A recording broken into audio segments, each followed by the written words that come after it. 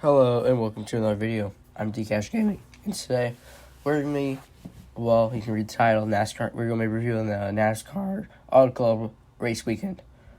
So it's second week of the West Coast Swing.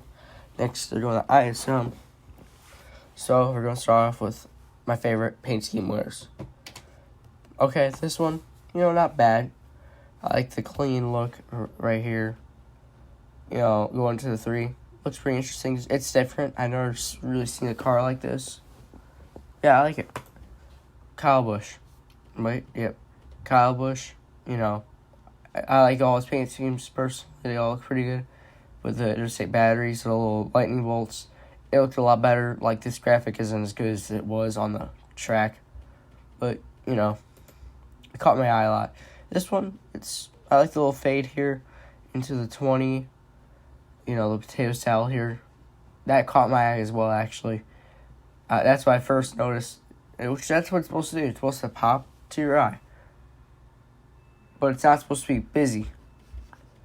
Right? You're supposed to draw your eye to the sponsor. And that's all it should do. Like this one. Right? It catches your eye and you're like, oh, interstate batteries. This one's the same thing. The potato salad here. I have to throw in the Kobe Bryant tribute scheme. There's two of them.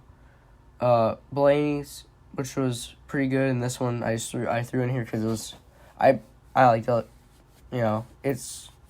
It looks pretty good. It has a 24, and that's part of why I put this one in here because his number is 24. He had the blue. I still have the sponsor here, but actually, they didn't really show a sponsor when they were showing his car. They actually just showed, the top of it. I like that. The 37. Okay. It looks pretty decent on a car. It looks pretty good. Got penalized. Didn't hear much about Priest after the penalty. And he had to drop down to the rear, I believe. But, yeah. And the paint scheme losers. My second favorite part.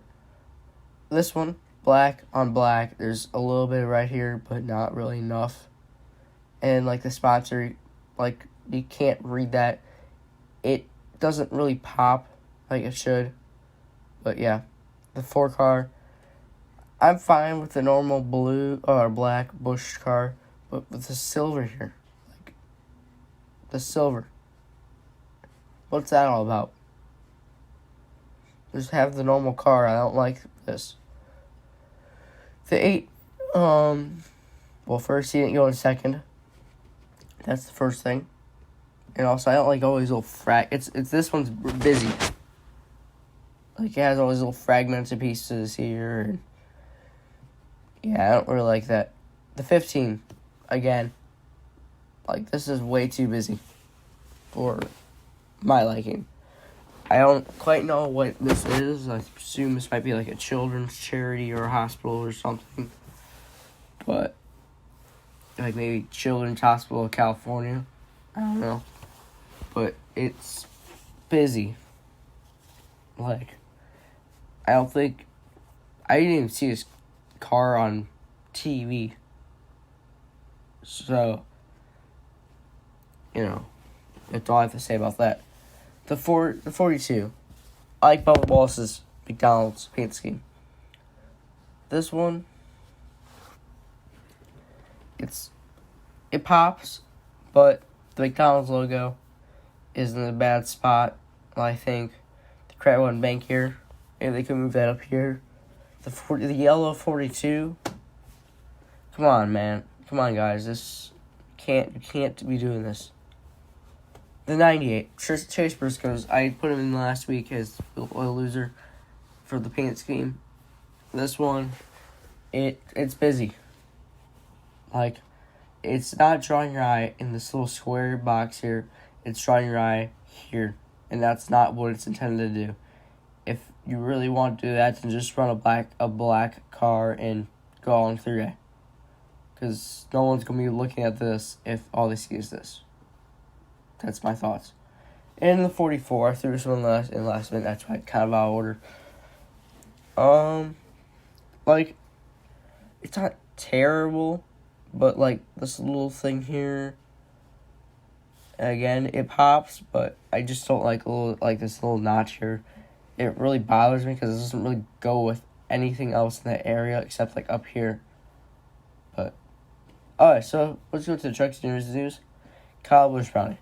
Okay, so Chase Elliott is running against him in Atlanta. Larson at Homestead, because that's in March now. Both those races are in March now. So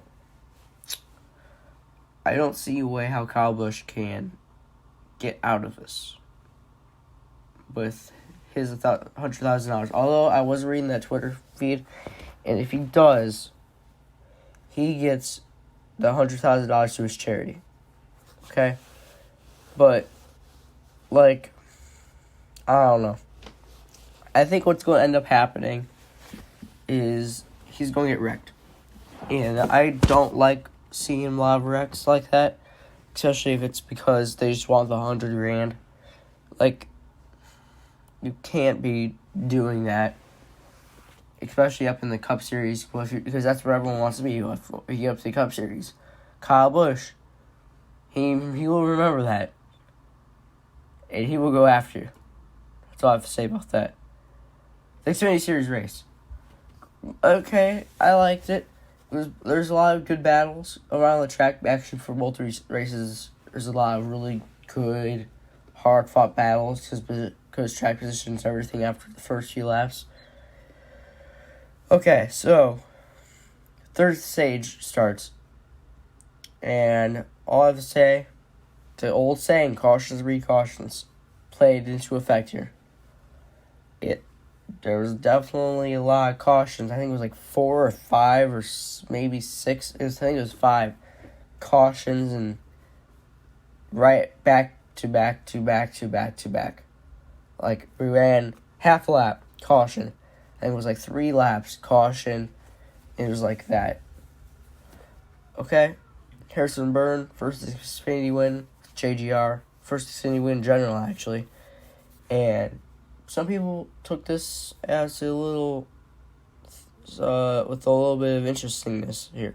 Because his uncle, I believe it was, won also on Leap Day. It's just said Leap Day. He and his uncle were the only two who won. So, on Leap Day. Some people thought it was rigged. I really don't think it was rigged. I think it just he had a good car. Ended up surviving the wrecks and ended up in first. The Cup Series race. Great battles around the track again. Like I said, the Hamlin-Larson deal, I don't know too much about that. Fox was saying that it was all Hamlin's fault. I still think the 4 had a part to play. I think maybe that little cushion of air he has when the cars have, when they catch up to each other, they give it a little push before they should make contact. I think that might have played a little bit of an effect there. Obviously, Hamlin should have checked up. He didn't. Larson got on the wall. The other big thing, trash on the track. It was a lot of, I think it was like 25-mile-an-hour gusts. And the leader cleaned the track. Boyer had issues. Elliott had issues. Truex had issues. I think Blaney had issues with overheating. Good 5 or 6 leaders had trash on the grill within the first few laps of leading. The tire wear was a really big deal. Bowman, I think it's actually right here. You can see that tire's flat, actually. Blaney running second, 3 to go. He had a pit for new tires because they were on the cords. Actually, the cords were actually unwrapped and off the tire. Bowman saved enough to do like a few donuts. Key blue tire. Yeah.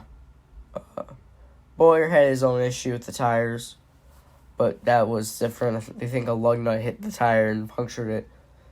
But still, it's great that weather didn't play a big issue. But, yeah, really, I think that's all I really have to say about this race weekend. there's not really any new news about Newman, although he did go to the Roush Fenway Racing headquarters in North Carolina, and he talked to all of them for a little while. I know that. So, another thing about the Hamlin and Larson issue.